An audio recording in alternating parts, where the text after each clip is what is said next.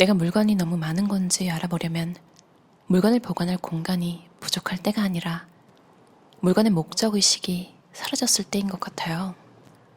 물건의 목적의식이 사라지면 물건이 단 하나밖에 없더라도 그건 너무 많은 거예요.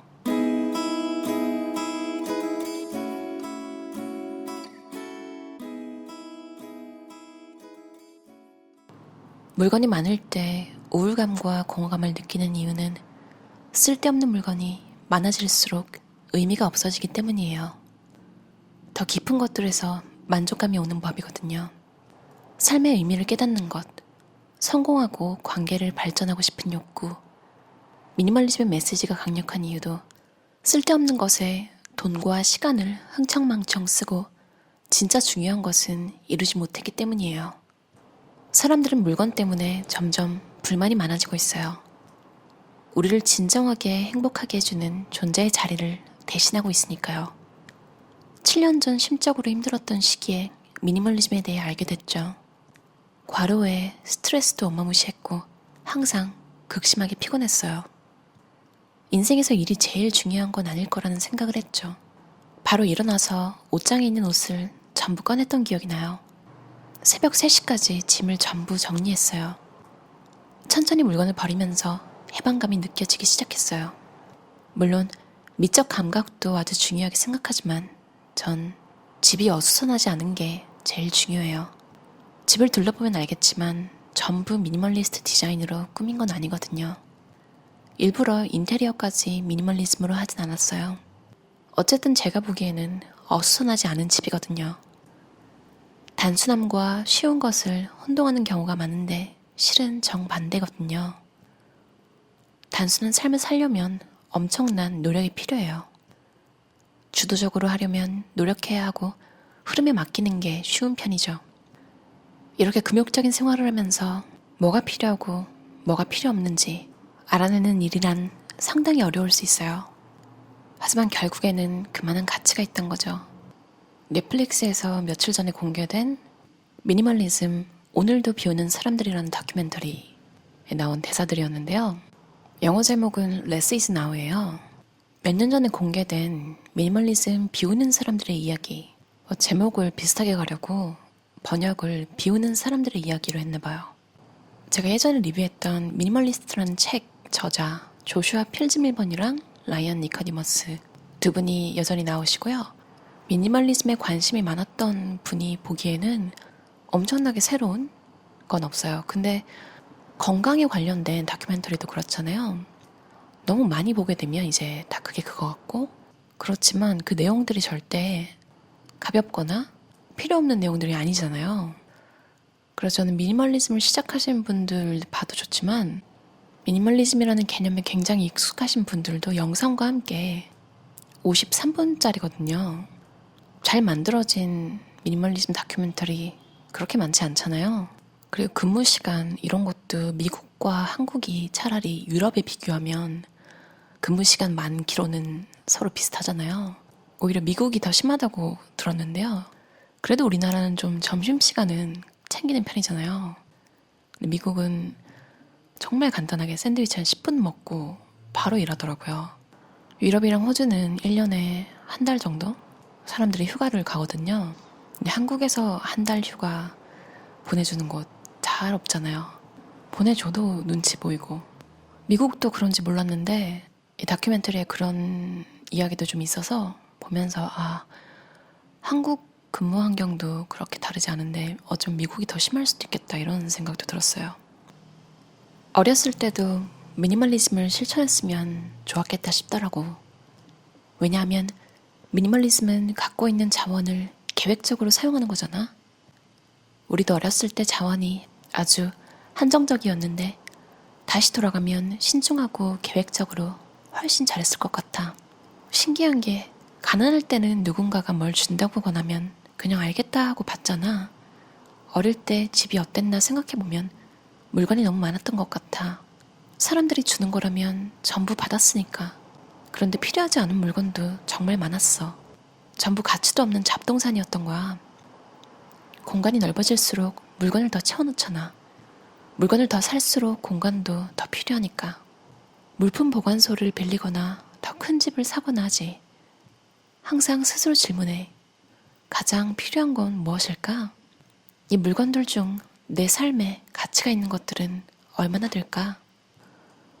맞아요. 이게 진짜 공감이 간 게 없으면 없을수록 남이 권하는 것을 쉽게 거절하기가 힘든 것 같아요. 제가 약속 거절을 잘 못한다고 했잖아요. 이게 생각해보니까 제가 원래 만나는 사람들이 잘 없고 그러다 보니까 누가 만나자고 하면 이게 다시 잘 없을 기회인 것 같은 느낌이 거절을 못하게 만드는 이유가 되기도 하는 것 같아요. 이분들도 어렸을 때 이제 없을 때 누가 주면 일단 받아놓는 거죠. 근데 그렇게 주는 족족 다 받으니까 결국 다 잡동사니였던 걸로 밝혀지잖아요.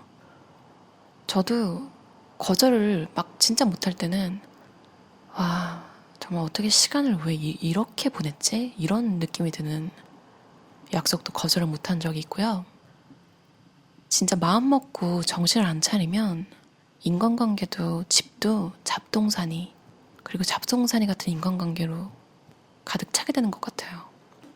10년 전쯤이었어요. 저는 28살쯤에 제가 원하던 모든 걸 다 이뤘어요.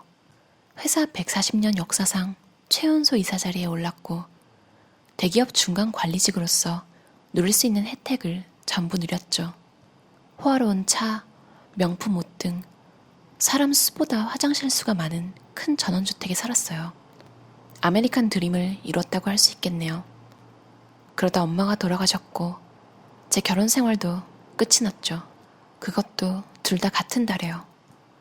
그런 일이 생긴 후 주위를 둘러보며 인생의 우선순위가 무엇이 되는지 생각해보게 됐어요.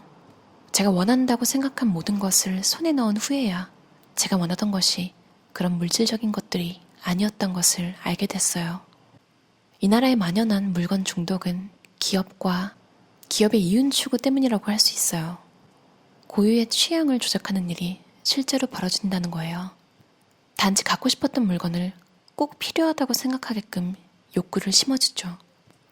최종 목표는 항상 같습니다. 물건을 많이 사게 하는 거예요. 우리는 어딘가 부족하단 메시지를 끊임없이 보내는 거예요. 그게 어떤 영향을 미치는지 생각을 해보세요. 매일같이 넌 부족해 라는 메시지를 계속 보내고 있어요. 머릿결도 옷도 피부도 몸매도 전부 완벽하지 않아. 저 차만 사면 행복해질 수 있어. 저 집만 산다면 행복해질 수 있어. 저 동네로 가면 행복해질 수 있어. 물질적인 것을 숭배한다는 뜻이거든요. 물건 중독증이라는 병에 걸린 거예요. 미니멀리즘 이전에 쇼핑 습관은 강박적이었어요. 돈을 미친 듯이 펑펑 썼어요.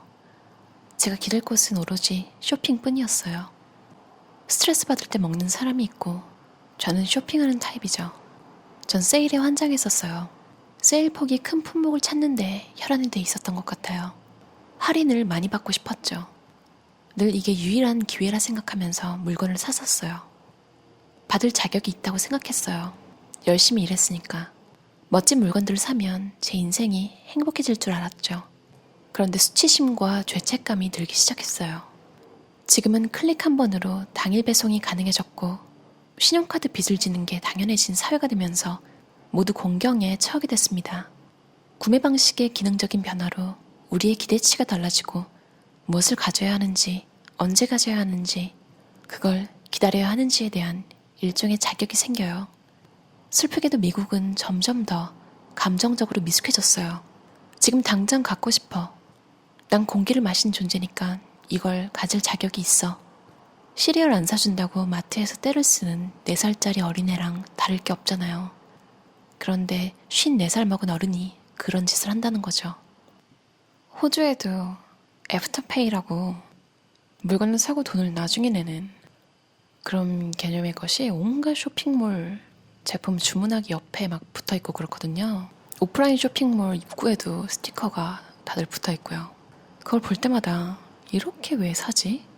그런 생각을 했는데 제가 재작년에 알던 어떤 분이 가방을 사고 싶다고 근데 돈이 없어서 그걸로 산다는 걸 보고 아, 이런 사람들이 있구나.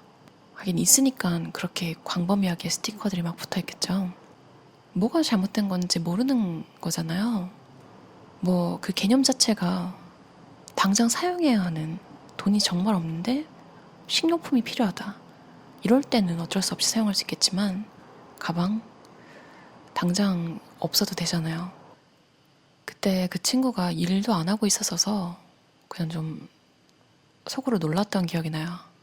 이런 BNPL 업체들, 그러니까 Buy Now, Pay Later라는 서비스를 하는 업체들이 어떻게 수익을 내는지 찾아보니까 일단 판매자로부터도 수수료를 받고요. 그리고 생각보다 애프터페이는 연체를 하는 사람들이 많대요. 2019년에 총 수익에서 17%에 해당하는 금액이 다 연체료였대요. 어쩔 수 없이 사용했을 수도 있지만 연체를 시킨다는 것 자체가 이미 재정 관리가 안 된다는 거잖아요.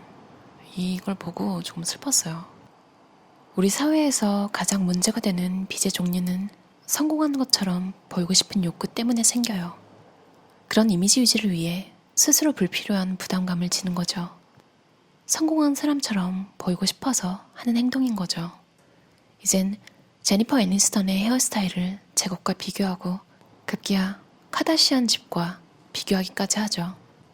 과거 세대보다 비교하는 경향이 너무 심해지고 다른 사람의 인생과 내 인생을 비교하고 있어요. 이 세대는 이전 세대보다 관심을 잘 판단해서 기울일 줄 알아야 해요. 관심을 끌기 위해 경쟁하는 사람들이 너무 많거든요. 인생을 간소화하면 건강을 챙길 시간도 생길 테고 인간관계도 좋아지고 창의력을 발휘하고 경제력도 나아질 것 같았어요.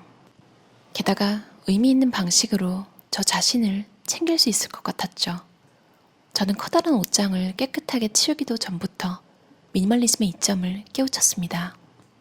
미니멀리즘을 실천할수록 자유롭고 행복해지고 가벼워졌고 더 비워내고 싶어졌어요. 물건을 하나씩 버리면서 정말 자유로운 기분이 들더라고요. 넷플릭스 다큐멘터리 미니멀리즘 오늘도 비우는 사람들이었습니다.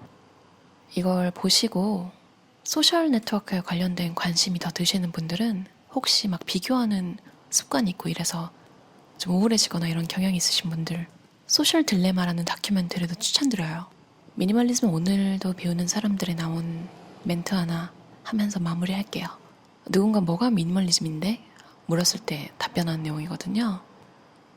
미니멀리즘은 지난 것들을 뒤로 할 수 있게 해주는 거야. 인생에서 가장 중요한 것을 위한 공간을 만들 수 있게 말이야. 실은 그것도 물건은 아니거든. 여러분에게 가장 소중한 여러분 자신을 위해, 그리고 여러분이 아끼는 사람들, 물건이 아닌 것들을 지키기 위해 물건을 조금 비워내는 건 어떨까요? 그럼 들어주셔서 감사합니다. 편안한 하루 보내세요. 편안한 하루.